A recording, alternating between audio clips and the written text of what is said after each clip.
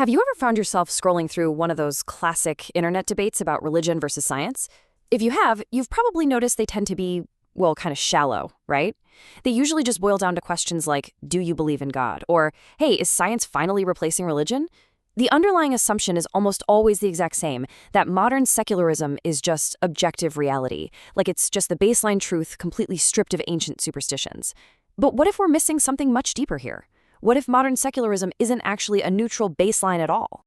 Welcome to This Explainer. Today, we're going to dive into Charles Taylor and the myth of secular neutrality. He's a philosopher who's essentially going to be our guide as we map out the invisible architecture of the modern mind together. And his insights? They might just be the ticket to pushing us past those shallow internet debates we just talked about, moving us toward a highly sophisticated understanding of atheism, faith, and how our cultures unconsciously structure reality itself. So here's our roadmap for This Explainer. First, we'll look at the illusion of neutrality. Then, we'll enter the imminent frame, followed by secularism's hidden metaphysics. Next up is the trap of chronological arrogance. And finally, we'll explore faith beyond religion. All right, Section 1, the illusion of neutrality, unmasking the absence of belief. Okay, let's dive into this. The common assumption most of us unconsciously hold is that secular modernity is really just what's left over when religion disappears. It's this idea that if you just strip away a religious worldview, boom, you are left with raw, unfiltered, objective reality. But Charles Taylor's insight totally flips this on its head. He argues that secularism absolutely isn't the removal of a worldview. Instead, it's the installation of a completely new, historically constructed one. You see, you never actually encounter raw reality. Reality is always interpreted through a framework. And secular modernity? It's just one of those frameworks. Moving on to Section 2, enter the imminent frame, the architecture of modern perception. So Taylor actually coined this brilliant phrase, the imminent frame, to describe the specific cultural environment we live in today. Think of it kind of like cognitive weather, or maybe the water a fish swims in. It's an interpretive gravity that is totally invisible to those of us living inside of it. Within this frame, reality is unconsciously assumed to be materially closed and entirely self-contained. For example, if we get a sudden illness today, our frame instantly defaults to looking for a virus or a bacteria, right? Not a supernatural curse. We don't consciously choose that secular lens, we simply inherit it atmospherically. In this framework fundamentally shapes what feels plausible to us way before we even evaluate a single piece of evidence. Inside this frame, a mystical experience is instantly reduced to a psychological event, just brain chemistry. Transcendence gets reinterpreted materially. Meaning isn't found in some grand cosmic order anymore, it becomes highly individualized. Spirituality is internalized and privatized. The default assumption is that reality is fundamentally closed rather than open. It's literally filtering reality before our conscious reasoning even kicks in. Section 3, secularism's hidden metaphysics, the invisible background.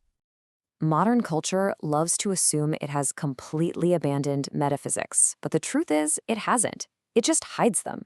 We equate our consciousness with ego continuity, self-reference, and this continuous internal narration. We tend to think of ourselves strictly in terms of our psychological identity and that little voice running in our heads. But here is the fascinating blind spot, and this brilliantly illustrates the point. Neuroscience increasingly suggests that this continuous internal narration isn't ultimate awareness. It's actually just an adaptive survival structure. It's essentially recursive self-modeling. Yet, modern society unconsciously mistakes this ego stabilization for ultimate enlightenment, completely unaware of its own deep, unexamined metaphysical assumptions about what it actually means to be human. Section 4, the trap of chronological arrogance, the myth of primitive ancients. Do we automatically assume that just because we have smartphones, we somehow have a superior human consciousness? Modernity falsely assumes that technological advancement automatically produces a superior mind. As you can see, the modern view seeks enlightenment through building a stronger identity and more self-awareness. It absolutely obsesses over narrative continuity and psychological selfhood. But look at the ancient mystical view. It aimed for the exact opposite: ego transcendence, self-emptying, silence, and participation in a much larger structure.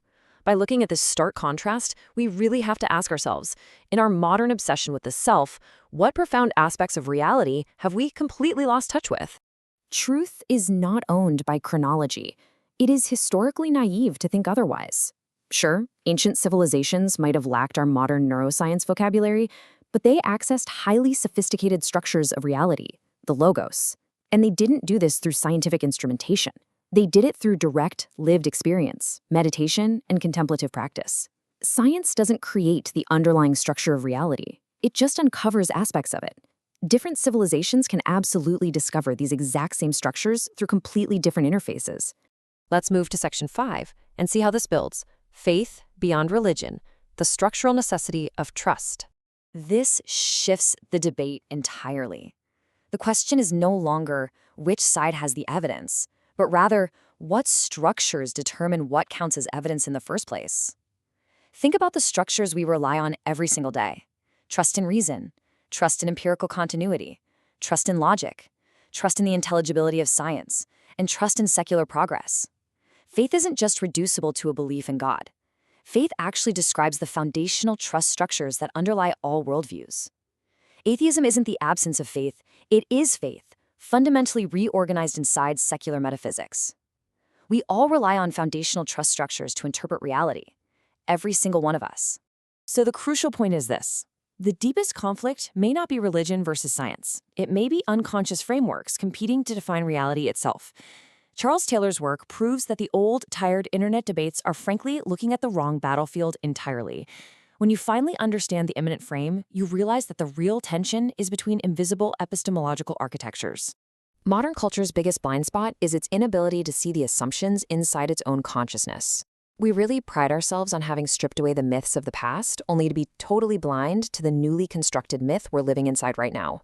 So the next time you find yourself entirely convinced of your own total objectivity, I want you to ask yourself, are you actually seeing raw reality, or are you just looking at the edges of your own invisible frame?